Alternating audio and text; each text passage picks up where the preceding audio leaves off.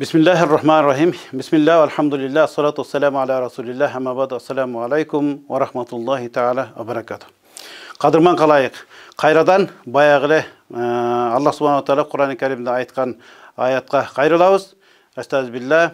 Ve in ta'uddu ni'metallahi ve la tuhsuha. Sadakallahu azim. Siler Allah Taala bergen jirgalçılıktарды eseptey turgan bolsoңор, sanap akırına çıga albaysыңар deydi.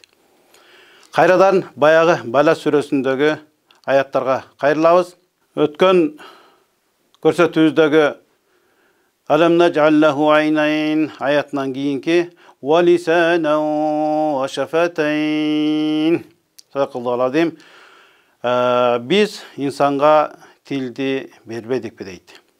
Эми biz til maselesine kayrıla turgan bolsok, bul til çındığında ele adam balasının жашоосунда öte bir orundu iyelep, adam balasının жашоосунда bütünдөй maanilүү, mаңыздуу нерселердин бардыгын чечкен bu til. Bekerinen balaul insan minel lisan деп Araplar bekerде айтпаган. Adamdın balesi da tilinen, adamdın jakşılığı, adamdın baktılılığı dağı tilinen. Elibizde öte tama aytılgan bir söz var. Jakşı sözgö жылан ийинден чыгат, жаман сөздөн адам дининен чыгат деген. Чындыгында эле жылуу сөз адамга ушундай бир жакшы маанай тартуулап, адамдын жан дүйнөсүнө рахат тартуулай турган болсо, ал эми жан кейиткен ачуу тил адамга ошонун бүтүндөй тескерисин тартуулайт. Til менен эң жөнөкөй bir o söz менен екі адамдын ортосун ажыратып, бүтүндөй bir үй бүлөнү бузуп да коюшу мүмкүн. Ошондой эле мына ажырашабыз деп үй бүлө бүтүндөй ажырымга барып калган учурда тилдин шарапаты менен ошондой ажырашып аткан үй бүлөнү эртең жетим кала турган, тирүү эле жетип кала турган балдардын тагдырына бүтүндөй жакшылык ырып ажырашып аткан үй бүлөнү кайрадан жараштырып коюу дагы мүмкүн. Ошондой эле эки эл адамдан эмес, бүтүндөй мамлекеттин ортосуна согуш жарыялап жиберүү дагы, же болбосо согушуп жаткан кайсы бир чоң өлкөлөрдүн ортосун ушул тил аркылуу кайрадан жараштырып түзөтүп коюу дагы мүмкүн.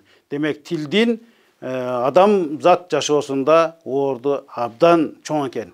Эми мейли biz mamleketler aralık meselelerini mınday ele koyulu. Her bir adam жашоосунда meyli krizis bolsun, meyli kış bolsun, meyli jaz bolsun, meyli jay bolsun, adam balası tamaksız жашай албайт.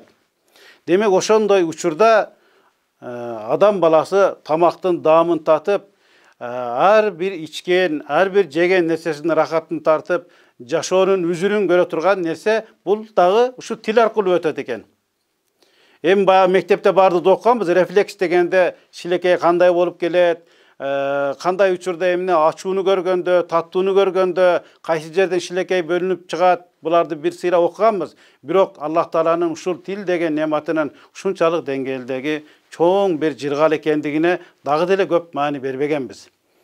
Мына биз тамшанып ичип отурган кымызды, же болбосо балды айтаттуу деп ар дайым тамшаны айтып келген балдын дамын эгерде биз тилибиз ушул нерсени татып көрсөтүп бербесе, тилибиз биздин мээбизге убагында сигналды берип турбаса, демек биздин жашоодун рахаты бүтүндөй кетет. Мына кече үстүбүздө коронавирус болуп ооруган кезде адамдар тамактын даамын билбей калдым, эч нерсени сезе албай калдым, дегеле бүтүндөй жашоонун рахатын жоготуп койдум деп, мына канчаларыбыз ушул нерсеге күбө болдук.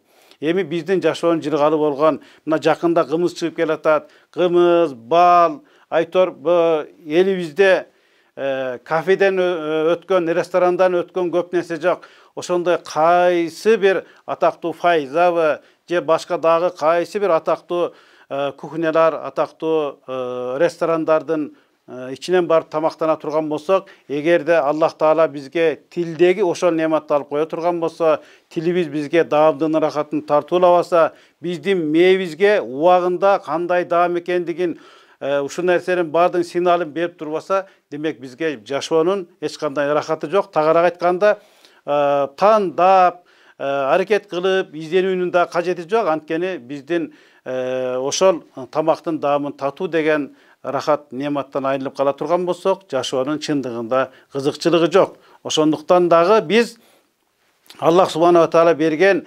даамдарды жештин өзүнчө рахат болсо, алардын даамын татуу бул өзүнчө рахат. Ошондуктан биз тил маселесин жашообузда бүтүндөй оордун кадырын жогору баалап, жок дегенде ичиңдеги кайнап турган кандайдыр бир оюңду айтып жеткире албасаң, эгерде тилиң болбосо, өзүңдүн максатыңды, ниетиңди жеткирип бере албасаң, бул дагы бир өзүнчө кыйын нерсе. Андыктан Аллах Субханаху Таала берген тилдин кадырын айтып түгөтө албайт экенбиз.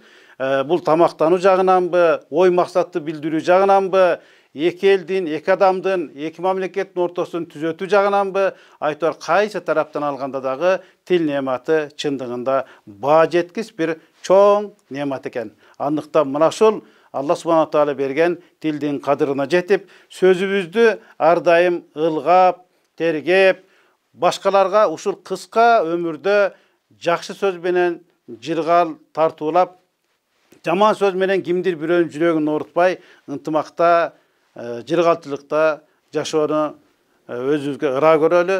Ассаламу алейкум ва рахматуллахи таала ва баракатух.